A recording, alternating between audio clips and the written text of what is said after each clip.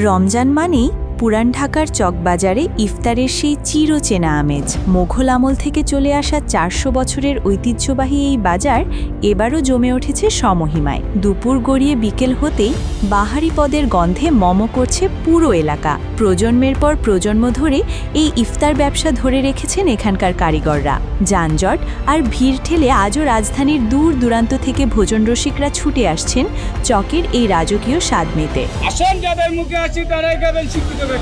চকবাজারের ব্যবসায়ীরা বলছেন, এটি কেবল ব্যবসা নয়, বরং তাদের পারিবারিক পরিচয়। ৫ দশক ধরে ব্যবসা করা সিরাজ মিয়া জানান, এবার দৈনিক ৬০ থেকে ৭০ হাজার টাকার ইফতার বিক্রি করছেন তিনি। নিত্যপণ্যের দাম বাড়লেও মোগলাই ঐতিহ্যের স্বাদ সাধারণ মানুষের নাগালে রাখতে আপ্রাণ চেষ্টা করছেন তারা।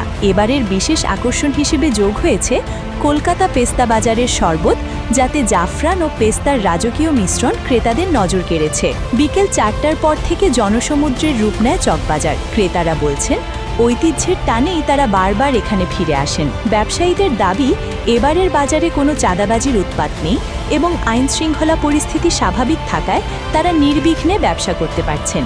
ঐতিহ্যবাহী মোগল খাবারের স্বাদে কোনো পরিবর্তন না এনেই আধুনিকতার ছোঁয়ায় চলছে কেনাবেচা।